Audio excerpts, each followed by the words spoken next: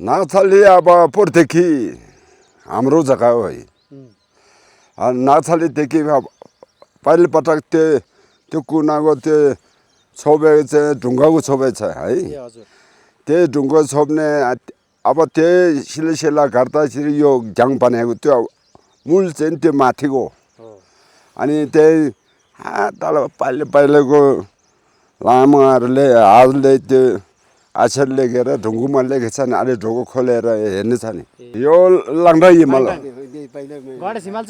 हो घना हिमाल यतै हो अलि त्यो तलबाट हेऱ्यो भने अलि देख्छ।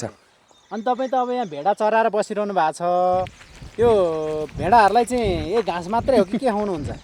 ए घाँस मात्रै हो नि पिठो छिटो छैन छैन अब तल झऱ्यो भने अलि छेउ मगे अलि खुवाउने यहाँ भोग्यो भने त भोग्नु सक्दैन टाढो छ जसो ठाउँ त रमाइलो रहेछ नि ठाउँ त राम्रो छ अब त्यो भएर चाहिँ पुरो मान्छे अलि भेर भने चाहिँ अलि माथि 2-3 दिनसम्म लाग्छ माथि जानुपर्छ अनि हिँड्नु सकेन अनि यहाँ बसेको यहाँ चौर छ अनि आफैको जग्गा पनि छ त्यो मुनि त्यो खाँबाको मुनि अब यहाँ भएन पुरो हिँड्नु सक्दैन।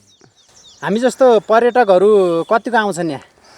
खोइ मेमेले फेर्दैन मेमे त फेरिसकेको छ हामी बुढो 30 जना त कहिले दौडिन्छ जाने आउने त एउटा अस्ति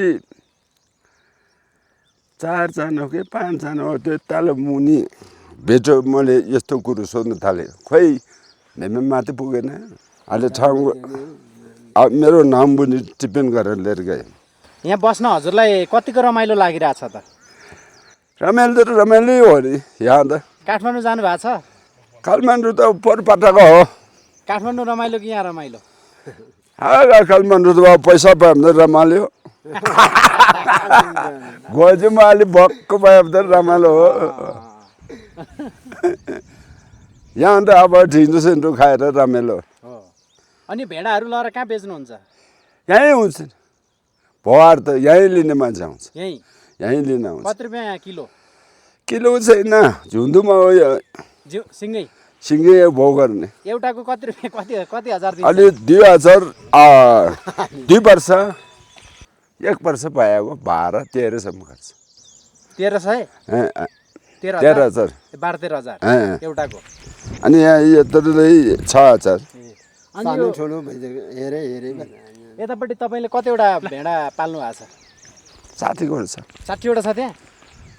60 गोरु छ धेरै छैन पुरो मान्छे चराउनु सक्दैन। अनि खानासाना पकाउने तपाईँको फ्यामिलीमा को हुनुहुन्छ? खानासाना पुरी छ नि कति 82 वर्ष पुग्नुभयो अरे? 72 पुग्नुभयो अब त ढाँडोमा पुगिसक्यो। भनेपछि अनि तपाईँहरूले सूचनाहरू केबाट थाहा पाउनुहुन्छ? रेडियोहरू बज्छ यहाँ? रेडियो छैन रेडियोहरू केही पनि बज्दैन छैन। अनि काहीँ केही भयो भने कसले भन्छ? यो के भयो भने आफै झुन्दै हिँड्ने मात्रै हो हिँड्ने मात्रै हो न त थाहा हुँदैन। छैन काठमाडौँमा के भयो त्यहाँ तल धुन्चे बजार पनि देखिन्छ पछाडि त्यहाँ के भयो भनेर तपाईँहरूलाई थाहा हुँदैन? रेडियोहरूमा बज्दैन? रेडियो छैन मोबाइल त? मोबाइल भुरिसँगै छ त्यो पनि अलि तल कुरो आउँदैन त्यो ठुलोमा मात्र आउँछ त्यो त सानो अलि तलमाथि कुरो गर्ने फोन गर्ने मात्रै छ? उता आयो भने फर्काउने मात्र हो आफैले थिचेर अर्कोले काम छैन। जे होस् खुसी भएर आनन्द हो। अब हामी बराबरी 2 जना मात्र हो छोरो त सानो भर्खुमा छ अहिले छोरी त चिरुङमा छ अब 2 जना मात्र हो। माथि एउटा गुम्बा जस्तो नि रहेछ नि सानो मन्दिर रहेछ नि त्यो गुरु भन्छ गुरु गुरु भन्छ त्यो मुर्छै हो। यो गुम्बा कि मन्दिर हो? यो गुम्बा त्यो कुनाको चाहिँ बस्ने त्यो लामो ठुलो आयो भने त्यो कुनामा बस्ने अर्को चाहिँ सिलसिला छेउछाउमा बस्ने अनि बस्ने मान्छे नभए चाहिँ त्यो कुनामा त्यो यहाँ चाहिँ गुम्बा त यहाँ हुँदैन अरू यहाँबाट 2 घन्टा 3 घन्टा गयो भने पाउँछ। अनि यो माथि के ठाउँ छ? यहाँ गयो 2 घन्टा हिँड्यो भने के ठाउँमा पुगिन्छ?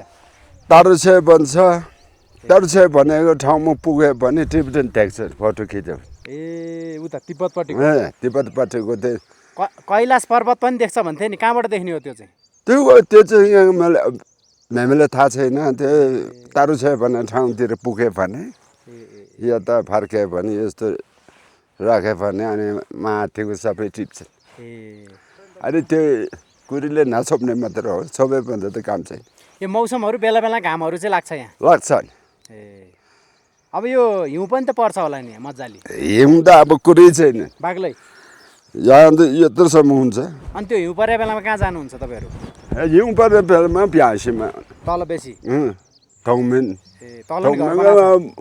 घरै छन् भनेपछि अब अहिले चाहिँ मजाले खानाहरू पकाउनु चामल कहाँबाट ल्याउनुहुन्छ कलबाट नि अर्कोले किनेको चामल किने हो आफै पेले पनि मिसिने पनि छ हामी त्यही चाहिँ पेलेर खाने दालहरू पनि खानुहुन्छ म दाल केले पनि खाँदैन साग साग खान्छ आलु आलु आलु यहाँ फल्छ फल्दैन आलु त फल्छ नि यहाँ फल्छ। रोपे पनि त फल्छ नि मुला मुला फल्छ नि यहाँ त रोपे पनि म त यहाँ ऊ बनाउने गरेको छैन सिन्की छैन चाना चाना पनि छैन अनि चानाहरू बनायो भने अलिक पछि पछिसम्म खान मिल्छ नि त चाना मिठो हुने रहेछ खाचा फुटेर खायो भने एकदम मिठो आउने रहेछ यहाँ रोपे छैन होइन यहाँ फल्छ होला यहाँ त फाल्ने त फाल्ने रहेछ अति एउटा साथीले रोपेले फाल्ने रहेछ भने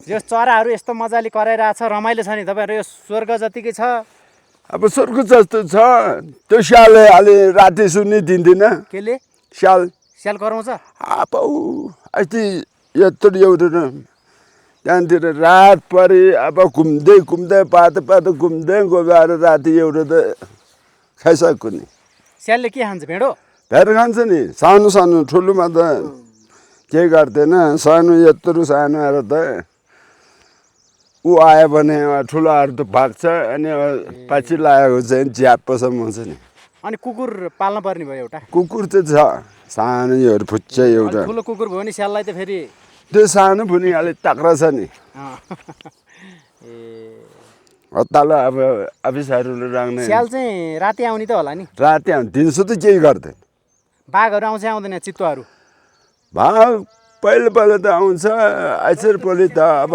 वर्ष धेरै भयो देखा छैन देखेको छैन अब काम केही गरेको छैन यहाँ डाँफे पाउँछ डाँफे चरा ढाँपे हुन्छ नि एउटा डाँफे ढाँपे आउँछ त आउँछ भेट्दैन कि भेट्दैन है पशु त जान्दैन